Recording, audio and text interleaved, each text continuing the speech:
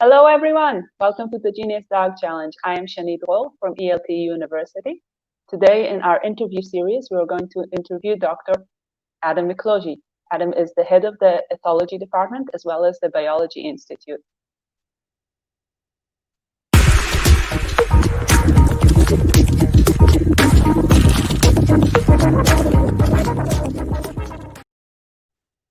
Hello, Adam. Thank you very much for being with us.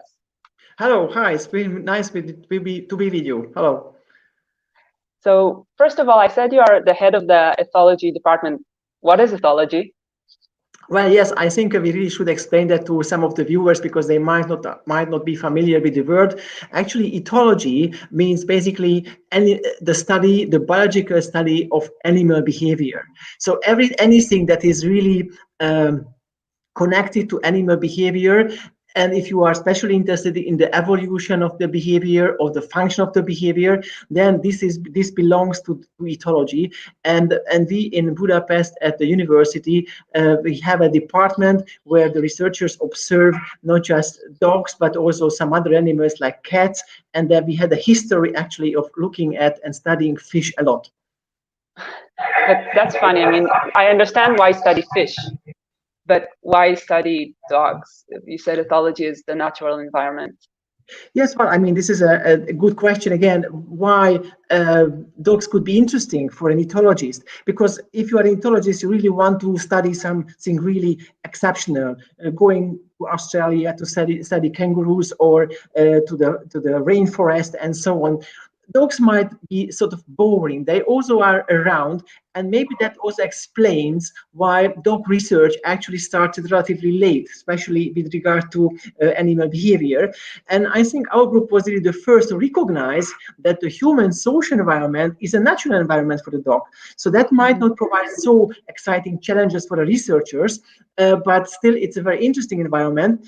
But we should also add that in this environment, we also feel ourselves very much at home. So that also helps in our work and in our research. Yeah, no more rainy day feels for us. Yes. And also I should also add that the dog is a very nice research subject. So, in the wild you have to search for your subjects in order to find them. But here the dogs are just always there. We can arrange them by a phone call, basically. And I think one of the most amazing things is when you're studying dogs, they're so easy to communicate with. And it's so easy to work with them. Why do you think? And there's, this famous saying that dog is dog is the man's best friend. Why is that? Well, I mean, do you have any reasons for this? Yeah, well, I mean, the reason is basically probably the domestication, the history of dogs, how people and dogs founded this alliance of being together for, let's say, 15,000, or some people claim 25 or 1,000 or 30,000 years. And I think this history explains a lot of this.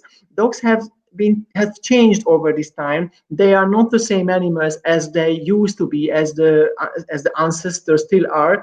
And we as ethologists, especially in Budapest, we are very much interested in those features, including communication, including the ability to form an attachment relationship with humans, and obviously also cooperating with us.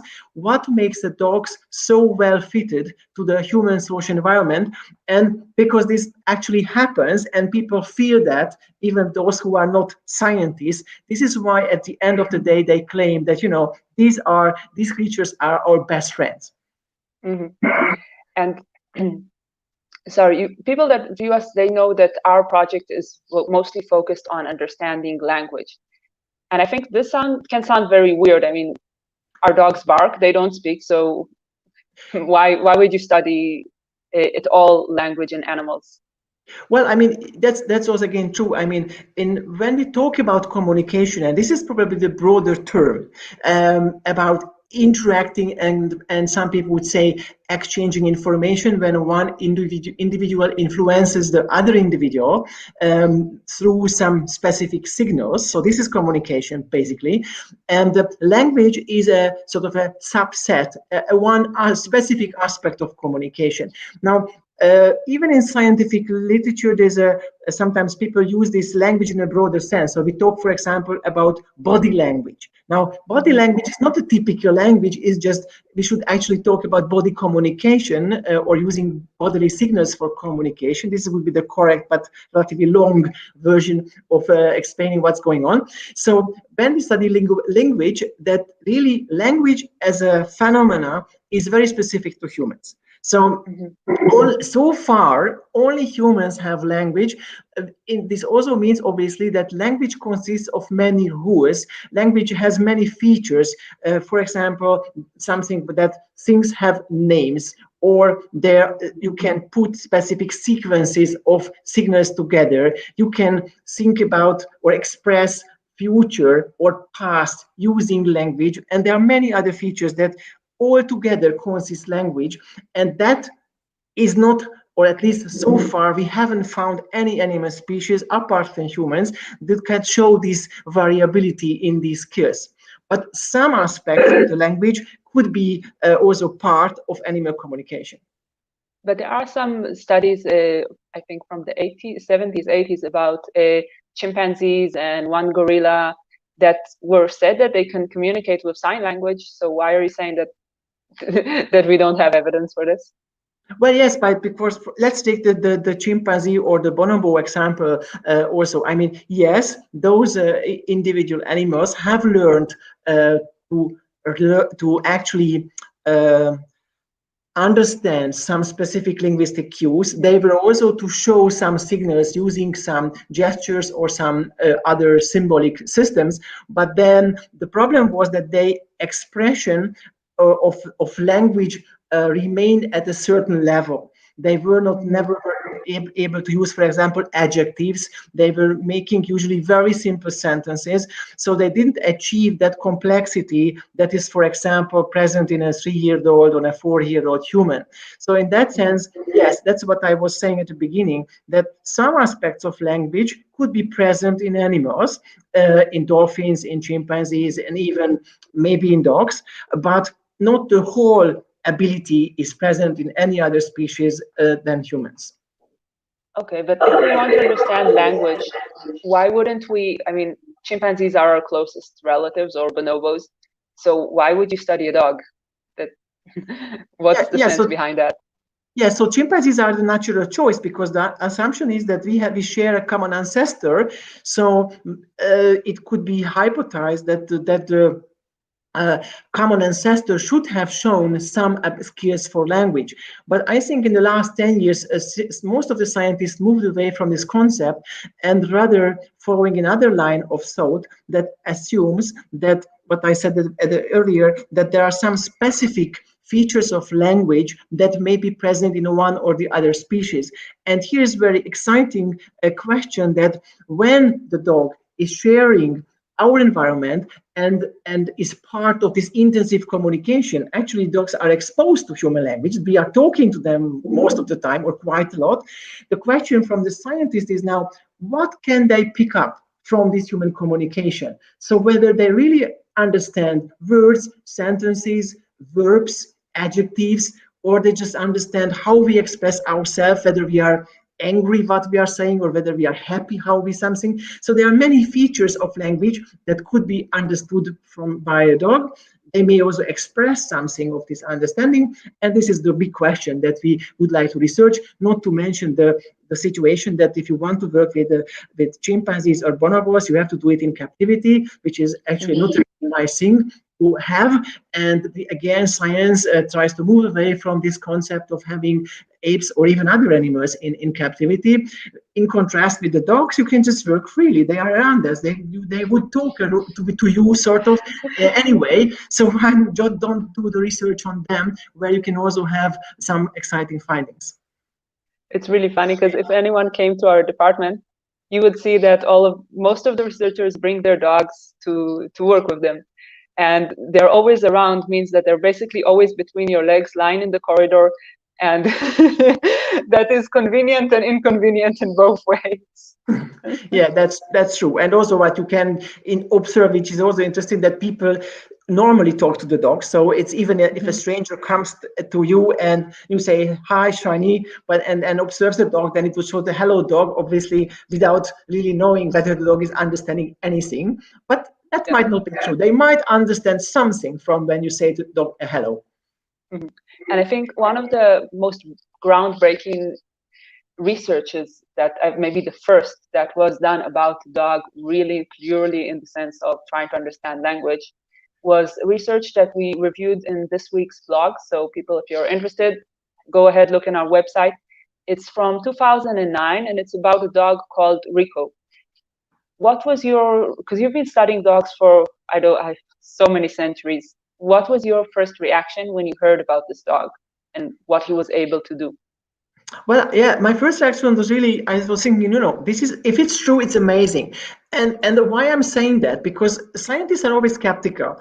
And and you hear these rumors for a long time that basically dogs can understand human language, they can even understand sentences, they can know the meaning of the words and so on. And if you ask dog people or dog owners, many of them actually would claim that this is true. Now, from the other perspective, when you really start to studying them and scrutinizing this fact, then you find that most of the dogs actually are not understanding the language just on the linguistic basis. So really to find, or the report on Rico was the first where researchers really provided a lot of evidence. So they really did those specific controlled experimental observations that were needed for a scientist to be convinced, like me, for example, that Rico really understood the name of the object, which is actually not a simple concept to do. Mhm. So Rico must have some special ability. And I think that was really the breakthrough where now other researchers started to follow this up, and there were some other dogs and now there is some more data published on them, which shown this ability of understanding words based on a vocal label. So they understand the name of the words. Rico knew 200 words, which I think everyone would consider amazing. But do you think that maybe dogs that don't have this ability, how would you consider? Do you think they're less communicative with their owners? Do you think the dogs that have no words have some advantage?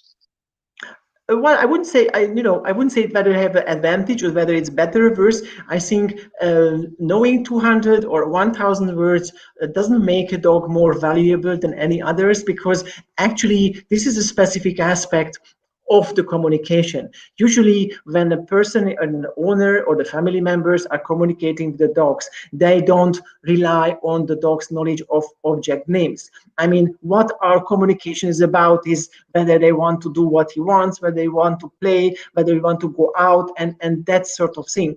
On the other hand, a lot of the communication is actually what I would call like an emotional synchronization. So when I am happy, the dog is happy, or the dog can actually make me happy if I am sad, or we are sort of sad together. And this also takes place through communicative interactions.